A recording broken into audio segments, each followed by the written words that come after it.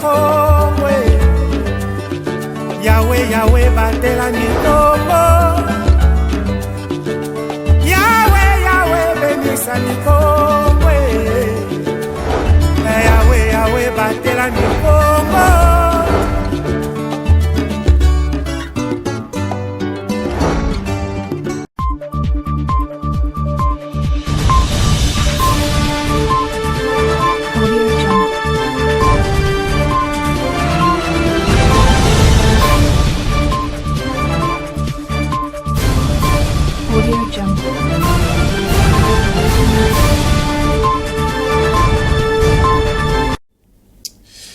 Une fois de plus, messieurs et dames, c'est un plaisir pour moi de vous retrouver pour le compte de cette édition du journal. Ouvrons cette édition choquée par la persistance de l'insécurité dans la partie est de la République démocratique du Congo. La Ligue de défense des droits de l'homme, LDDH, lance une pétition laquelle devra récolter 50 millions de signatures contre la guerre en RDC. Les détails, suivez.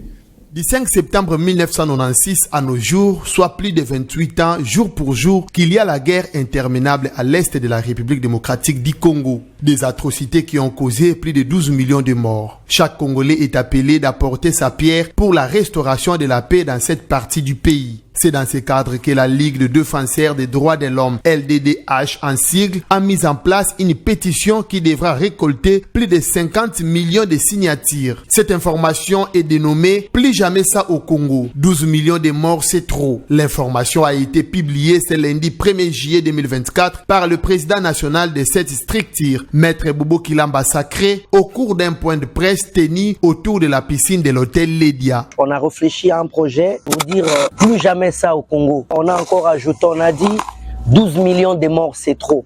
On a eu l'initiative d'initier une pétition. Laquelle pétition, on voudrait l'accompagnement de toute la population sur l'étendue du territoire national à collecter 50 millions de signatures au 24 septembre 2024. La LDDH réclame, sans autre forme de procès, les alternatives de prospective suivant dans un plus bref délai.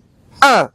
Un cessez-le-feu immédiat entre le FARDC, appuyé par la MONUSCO, la SADC et les SAMU RDC, et les duos ADF M23 FDLR. Notons que cette pétition va récolter les signatures de toutes les couches de la population jusqu'au 24 septembre 2024, date de la tenue de l'Assemblée générale des Nations Unies à New York. Restons toujours dans le même chapitre, messieurs et dames. Répondant aux questions des journalistes, le président de LDDH, Maître Bobo Kilamba Sacré, a expliqué la procédure à suivre pour facilement récolter les signatures de toutes les couches de la population congolaise. Suivez. La procédure à suivre, elle est très simple. On va vous remettre très bientôt des pétitions en question. Vous allez voir à la fin, il y a une liste qu'on a écrit, liste des signateurs. Toutes les personnes qui vont lire ou sinon qui sera conscientisée, sera intéressée à nous accompagner, il n'aura qu'à écrire son nom complet, la province où il se trouve et signer. Point barre. Et aussi en ligne, évidemment, la pétition, elle est aussi en ligne. Il y aura aussi un code QR qui sera donné pour faciliter les Congolais de la RDC et de la diaspora de participer. Le challenge est tellement grand que aujourd'hui, on est au mois de juillet, on n'a plus que 2 mois et demi pour atteindre 50 millions de signatures. Mais j'ai confiance. Je sais que tous les Congolais sont derrière les autorités pour qu'il y ait la paix chez nous. On ne peut pas tolérer qu'en RDC, nous ayons notre propre guerre mondiale. Quittons la province du Congo central, messieurs et dames. Tout étranger désiré travailler en République démocratique du Congo doit se conformer aux prescrits de la loi. Un expatrié ne peut occuper un poste en vertu d'un contrat de travail s'il n'a pas obtenu préalablement une carte de travail DIMA délivrée par la Commission nationale de l'emploi des étrangers. Ceci étant le ministre national en charge de l'emploi et travail, Ephraim Akwakwa, a accordé 60 jours aux travailleurs étrangers pour se conformer aux prescrits de la République. Suivez. Aucun étranger ne peut occuper un emploi en vertu d'un contrat de travail s'il n'en a préalablement obtenu la carte de travail pour étranger. Il est interdit à tout employeur d'embaucher ou de maintenir en service un travailleur étranger en vertu d'un contrat de travail s'il n'a préalablement sollicité et obtenu une carte de travail au bénéfice de ces travailleurs étrangers. C'est pourquoi, profitant de l'opportunité que nous offre cette rencontre, je lance un moratoire de 60 jours aux employeurs pour se conformer à cette exigence légale. Au terme de ce délai, une mission de contrôle sera diligentée sur toute l'étendue de la République démocratique du Congo auprès des assujettis et les sanctions sévères et proportionnelles seront infligées aux employeurs non en règle conformément aux dispositions légales et réglementaires à la matière. Et l'artiste humoriste congolais Herman Amis a produit un spectacle dans la salle des casinos de Paris en France le dimanche 30 juin 2024 devant plus de 2000 spectateurs. Les détails, suivez. Le célèbre humoriste congolais Herman Amissi a livré son tout premier spectacle au Casino de Paris en France le dimanche 30 juin 2024. Devant une salle comble, l'artiste comédien a imprimé sa marque. Avec un spectacle de haute portée, Herman Amissi vient d'écrire sa première page de l'histoire. Désormais, artiste congolais à se produire dans cette salle de plus de 2000 places. Messieurs et dames, c'était le congrès des immatures. On a fait le bilan de la surveillance du fleuve, pas n'importe où. J'étais chez les Wesh. Vous vous demandez sûrement à quoi ressemble le Wesh, mais avant tout, on avait Balthazar. Il est dans la salle, vous allez le voir aussi. Balthazar, Balthazar, tu es content, non? À noter que Herman Amissi a connu son ascension en 2020 pendant le confinement. Dans sa carrière, il a réalisé plusieurs types à succès, notamment Surveiller les fleuves, un sketch qui a fait le tour du monde pendant la période de la Coupe d'Afrique des Nations 2023 en Côte d'Ivoire. Beta et Toro Toro, Chancel, Bemba, Beta et Toro Toro. Parlons sport dans cette édition du journal. Le victoire du tout-puissant Mazembe et du FCF Amani ont clôturé les premiers actes des rencontres pour le play-off de la LINAF 15e édition disputée du 25 au 30 juin. Déjà, ce mardi, D et JE marquent le coup d'envoi de la phase retour. Suivez.